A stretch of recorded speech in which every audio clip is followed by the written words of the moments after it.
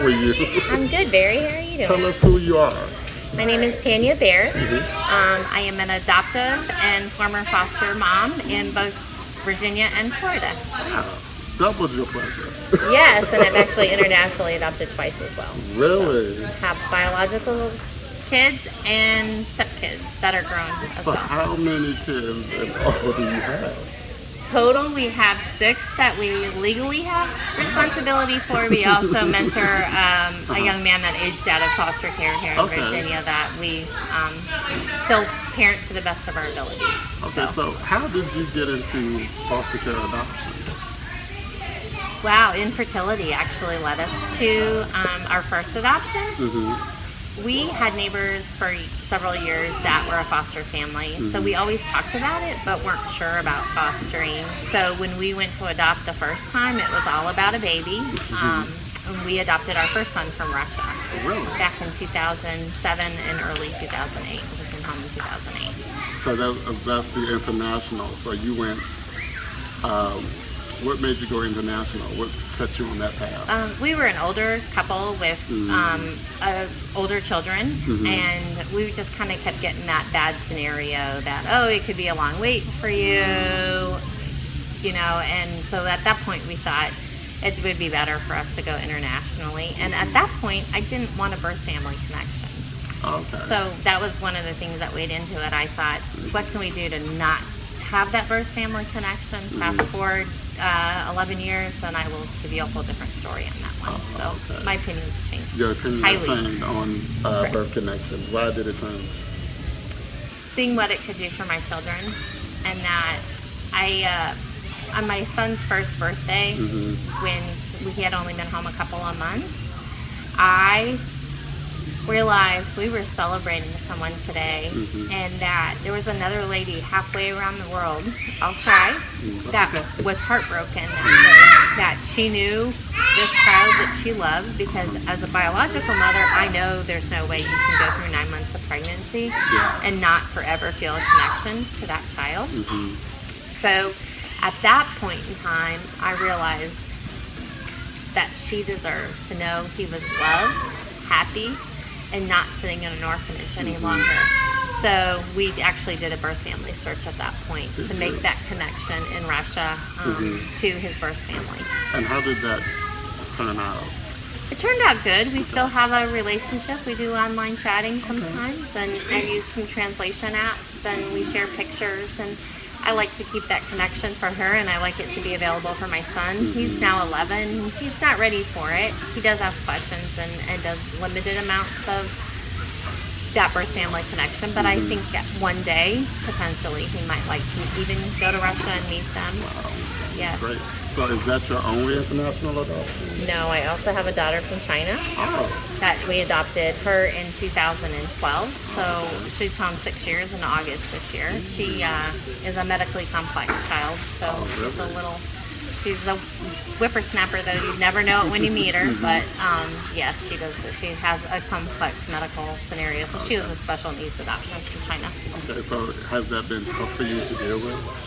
The medical portion of it, sometimes it's overwhelming and it's a lot to handle, but I feel like we are able to handle that, and we're fully able to handle it. So we've been able to change her life. Her life expectancy in China was 5 years of age, and she's 8 now, so we know she's outlived that life expectancy. And so sometimes you think about it in those terms, it's very doable. It may seem like a lot to other people, but it's something we were able to do. And I would do special needs adoption again in a heartbeat. Okay, so when you say you did special needs adoption, you already knew that she was coming with this complex? We knew she had a couple diagnoses that were going to require lifelong care. She's blood transfusion dependent. She receives a blood transfusion every 3 weeks. So that's a lot, and with that come a lot of other complications, but they're very manageable for us as a family. Since she's been home, she's added a couple more diagnoses, which are really complications of her primary diagnosis. Would you adopt again? I can't ever say no. You of all people, Barry, should know the answer to that one. we're full right now. Yeah. We're busy. We're in a good place. I think eventually I would probably like to think when our younger children are older that we would look at a teen type adoption situation. I think my husband and I both feel like that's really a big part of us and what we want to do as a family. And then sometimes I think maybe retirement would be beautiful with no children. I don't know. So the answer is I can't say we're done, but I can't say anything in the next few months. Does that answer that?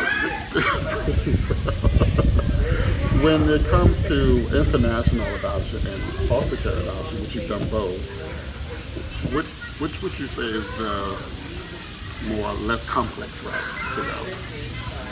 Or is there no? We had a pretty great experience adopting from foster care, so I would say that's probably the easier route to go. International adoption the paperwork is unbelievably overwhelming. Russia was very complicated. China was not as complicated. I think foster care, while you feel like you have more people in your business on a regular basis, I do think it was easier. There's more support available. As far as foster care, like the staff or family overall? Probably more the staff and the support services that you can reach out and receive. I find those to be a great asset in foster adoption, where international adoption, you just have a worker that might visit you very periodically the first month home, and then you may not have anyone. Where foster care, you have people, and to some people that's intrusive, but to me, I find it supportive.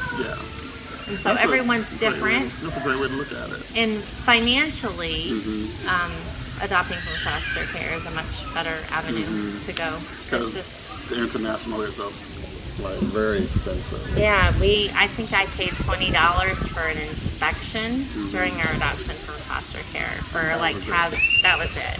And and you can negotiate a stipend for your child after they keep their Medicaid. They have college resources available to them. Where when you adopt internationally, you bring them home, besides paying for the adoption, the travel expenses, all those things, once they're home, they're 100% your financial responsibility from then out, just like a biological child. At least kids that come from foster care come with some support services and financial assistance available to them.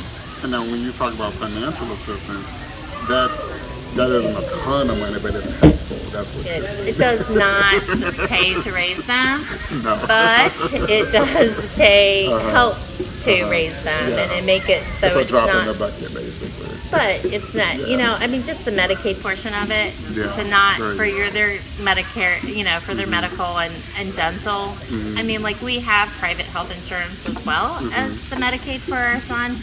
But just for instance, when we go to the dentist and he needs the sedation portion of it, Medicaid helps with that, where our private insurance won't cover it. Wow. Yeah, so that's a big, just some differences. It just helps, little bits and pieces help all the time. Now, for the hopeful adoptive parents out there, what advice would you give them on both ends of the spectrum here? Patience. That's what I said. You need patience through the process because it takes a long time. And it's a frustrating process, I'll be honest with you. It's challenging, but if that's where your heart lies, you can do it. But also raising these kids takes an incredible amount of patience. So I sometimes like to think it was really hard when I was that parent waiting the process, that if you're unable to be patient through the paperwork process and the placement process, just wait until those kids are placed with you. And I've raised some challenging biological children, but also these kids come with a set of behaviors that requires a lot of patience. And trauma is just not an easy thing to parent for everyone. And if you're not able to find that within yourself and to reach out and have resources and want assistance from other people, because raising these kids takes a village. Oh, yes. It really does. It just takes, and if you aren't able to allow those other people that access into your personal life, it's going to be really hard for you. Exactly. I appreciate you joining me today. Thanks for having me. You're such a wealth of information. I love the advice. Where can they reach you if you need more advice? My email is Tanya, Tanya, Baer, Baer, at yahoo.com, or my Facebook name is Tanya Keech, Keech, Baer, Baer. Reach out to me. I'd love to talk with you. Excellent. Thank you. All right, we'll have those links for you on berryfarmer.com. Thanks for joining us.